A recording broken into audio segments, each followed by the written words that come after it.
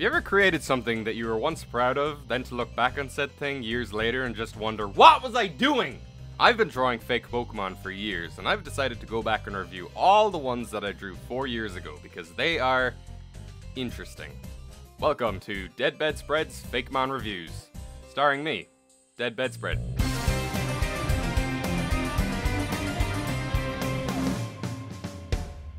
In today's episode, we are going to be looking at the next 11 Fakémon in my old fake decks. We got some Pikachu clones, we got some bladed squirrels, we got some gender binary rabbits, and we got some starmen. Before we begin, I just want to make clear that in every single Pokemon generation there has always been a Pikachu clone. For example, in Generation 1 we had Pikachu himself. In Generation 2 we had Pichu because baby Pokemon were introduced. In Generation 3 we had Plusle and Minun because double battles were introduced. In Generation 4 we had Pachirisu because why the hell not? In Generation 5 we had a Mulga for the same reason. In Generation 6 we had Dedenne, which is Electric Fairy, given that Fairy was introduced in that generation, but it just looks like a tiny fat Raichu. And in Generation 7 we had Togedemaru. Why? Who knows? No guys, Mimikyu is not the Generation 7 clone of Pikachu. Moving swiftly along, coming in at number 25 on the fake decks, we have Bleakaboo, a combination of the words Bleak, Boo, and Pikachu. It's a pure Dark type, and like, as a Pikachu clone, basically, it's just a sad Pikachu. It was like Pikachu and Mudkip had a baby, and then it became a teenager, and it's going through a phase, you know? I think the tip of the tail is meant to look like a teardrop because it's sad, but I don't think that came across too well. The reason these things exist is because when I started making my fake decks 4 years ago, I wanted to make it as stupid as possible, but once I had started making the fake decks, I actually started putting effort into some of them. So some of them are kinda cool, and then some of them are like this. So I apologize in advance. If you expose Bleakaboo to a Duskstone, it evolves into Cryboo, a combination of the words cry, boo, and a play on the name Raichu. It is still a pure Dark type, and this is kind of interesting because every Pikachu clone to date has been either partially or pure Electric type, which is weird that I didn't make mine Electric type, especially because Dark and Electric is an unused type combination to this day. As for Cryboo, he just kind of grew up a bit. Interestingly, he doesn't have the colored cheeks that Pikachu and its clones have, but instead has these really like mangy sideburns. It's got some hair dye for the fringe I see, and I think the tail is meant to be two teardrops kind of melding into each other, but that doesn't really come across as well as I thought it would 4 years ago. I don't know guys, this one is this one's weird. After Bleakaboo and Cryboo, we got Chipotle, a combination of the words chip, nut, and squirrel. So for some reason I thought that this is what Chespin's real name was. I don't know where I got that idea from, but I just remember seeing Chespin on the internet and a name that resembled this next to it. Maybe it was Chipotle, I don't know. This is one incorrect vowel away from being a delicious sauce. What is it anyway? It's a pure grass type, it's a squirrel. Its hat is the top of an acorn, which you know is kinda creative. If I redrew this concept I could probably make it work a bit better. He's got these little bits of silver on his arms. Also he has no fingers, he just has stubs. How are you meant to climb with no fingers, Chipotle? Come on! At level 32, Chipotle evolves into Chap-battle, a combination of the words chop and battle. It is now a grass steel type, and this thing is basically Batman as a squirrel. I didn't notice when I drew it, but looking at it now, that thing is pure Batman, plus more knives and stuff. The delightful little acorn hat has now turned into a full-on battle mask. Its ears have blades on them, its arms have blades on them, and the fuzzy little cute tail that you see on squirrels is now a buzzsaw. While it's not the greatest design in the world, I think something very creative could be done with a squirrel that does have a buzzsaw-like tail. It's not very well emphasized here, but if a redesign was done, it could look really, really cool. Chipotle was designed to be an offensive grass steel type as opposed to Ferrothorn, which is a defensive grass steel type.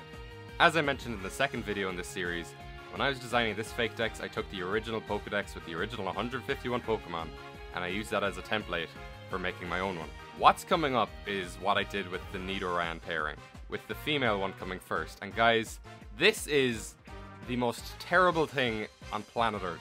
Coming in at number 29, we have Sheban, a combination of the words she and bunny. I mean, was it obvious that it was based off Nidoran? I mean, oh my god, look at this thing. Look at its eyes. What is going on with the ears? Like, I know people say Nidoran is a rabbit. I personally don't see it because it's more like a dinosaur than anything. But this thing is just boring and creepy and no thank you. It's got a tiny little tuft of purple hair on its head and it has purple toes for some reason and a swirly little tail. Guys, this is fine. I would rather this thing didn't evolve and we could move on, but it does and we can't. At level 20, Sheban evolves into Galbana, a combination of gal and bunny. Oh god. Why was I such a pervert? So the motif that's going on here is that the female lion evolves into cheerleaders and the male lion evolves into jocks, okay? The concept is not terrible, but the execution is. What is this? Like, not only was I perverted enough to give it the female figure, I couldn't have just given it a bra, I had to give it an open shirt. Is the skirt part of its body? Why does it have a fringe? Why does it have knee-high boots? Why does it have elbow-high gloves? I'm not a furry. I don't know who I was 4 years ago, but I am not that person anymore. And oh my god, guys, if we could move on right now, I would. I would love to just forget about this and just leave it in the past. But because Nidoran is a 2 evolution line, so is this. When exposed to a shiny stone, Galbane evolves into Babane, a combination of the words babe and bunny. Holy fucking... Guys, I don't even know. I don't know. It's wearing a thong, it has knee-high boots, it has knee-high elbow, it has knee-high gloves, the shirt is still open, it's got boobies, the hair coming off the ears, the hair above the ears, and there's lipstick, it's a tail, I can't, I'm ashamed, I don't know why I did this, I don't know, but I did, and now I have to live with the consequences. Like it's got the creepy big eyes again as well. Did I even know what attractiveness was? Because this isn't it. This is terrible. This is the worst thing I've ever done. This is the highlight of the series right here. Don't bother watching any more of them. I mean, some of them are bad, some of them are terrible, but none of them are on this level. This is the worst thing. I can't deal with this. I'm going away now. Goodbye. They're all fairy type, but then Babane becomes fairy fighting. Sorry if I forgot to mention that, guys, but I'm a bit distraught! Babane doesn't even look like a cheerleader. That was the whole point of the line. I could have given him, like, pom-pom hands. I could have given him, like... I could have made him look like cheerleaders instead of prostitutes. Oh my god. Why did I do this? I'm so sorry. Mom! Mom, help me!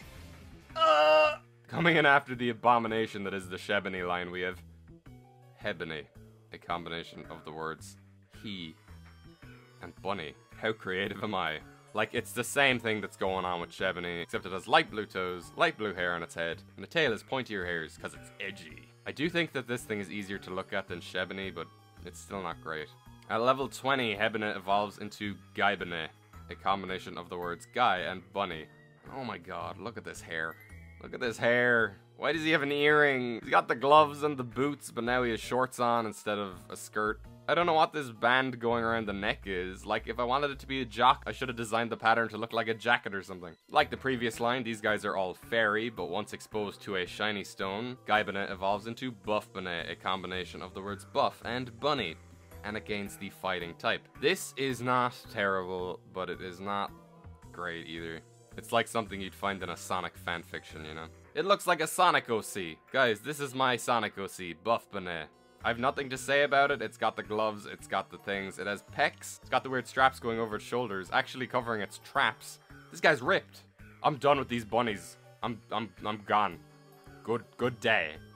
See ya. Coming in after the abomination that were those rabbits, we have Sherite, a combination of the words Starlight and a H for hero. What? So yes, this is the third fairy evolution line in a row. I don't know what I was doing. I guess fairy was just a new type or whatever.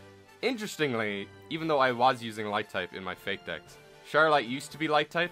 Then once fairy was announced, I changed it. But then later on I ignored that and I started using light again, but I never changed Sherite back, so I don't know what I was doing there. Sherite on its own is pretty unremarkable, but when exposed to a Duskstone, Sherite evolves into Charmageddon, a combination of the words Star, Harm, and Armageddon. It gains the Dark type, becoming a Fairy Dark, something that we still don't have. And it is purely satanic. It's a pentagram. I mean, it still looks pretty stupid. It's got a cape coming off of its horns. It's got mist that goes in a circle behind it, like what's up with that? The whole theme behind this evolution line is the quote, "You either die a hero or you live long enough to see yourself become a villain." So you either die a Sherite or you live long enough to see yourself become a Charmageddon. If I were to go back and redesign Baboo and Cryou, which I'm not going to, I would definitely make them part electric, because dark and electric isn't a combination we have. I could maybe do some kind of X-ray motif with them, but as they are, they're terrible, they're sad, and I'd like to forget about them. If I were to go back and redesign Chipotle and Chap-battle, I would definitely make Chipotle more squat and cute, and then have less of a contrast between Chap-battle's blades and its natural body. Having a natural flow between its blades and its body parts. I'd keep the Batman looking helmet though, because that does look pretty sick. If I was forced to redesign the Sheban line, I would 100% keep it more in line with what a cheerleader is meant to look like. Not this terrible, degrading, stupid design that I did when I was like 16. Oh, it's just the worst. I can't even look at it. Get away from me. And if I had to redesign the Hey-Bun line, I would take the same approach. I would design it to look more like a jock rather than a weird Sonic OC.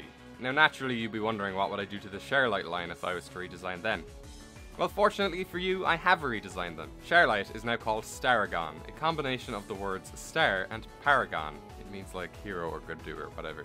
It is no longer a pure fairy type, but now a fairy light type, going back to its origins as a pure light type. Staragon embodies everything that is good. They will go out of their way to defend their territory from intruders, and domesticated Staragon will use their incredible power to help mankind. I think that this design is the perfect mix of silly, heroic, and cute. No longer does Staragon evolve though, it is now a Pokemon completely on its own. What would be the case is that Staragon is a version exclusive, and the version exclusive for the other game would be Charmageddon, a combination of the words Star, Harm, Armageddon, and Dawn. Instead of being Dark Fairy, it is now Dark Light. It's got the horns, but it's lost the weird cape, it's lost the weird tiny legs as well, and it's lost the ring of mist behind it.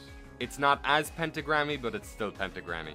It's got pointy Batman-esque gloves, and it has a mustache that it can twirl to just show off how villainous it is. Charmageddon embodies everything that is bad. They will go out of their way to disrupt the peace wherever they can, and they use their mysterious powers to influence lesser Pokemon in their territory to do their bidding. Basically, this guy is the mob boss. This guy is the mob boss, and Staragon is the guy who stops him. When I was designing the shinies for these guys, I thought it would be cool to flip their color schemes, making Staragon look kinda cool and making Charmageddon look quite ridiculous. Yeah. Well, that's it for this episode. Thanks for joining me through all these terrible rodents and some cool starmen. Don't want to spoil too much, but there are a bunch of Fakémon that I have redesigned properly, like what I did with Sherite and Charmageddon. We'll have some of those next time, as well as a new type. What could it be? Glass? Plastic? Blue? Poop? Who knows? Tune in next time to see what crazy things I'm going to be reviewing. Your support is appreciated, guys. Thank you very much. Goodbye.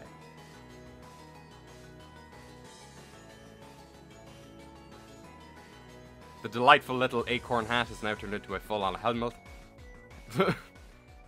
Jesus.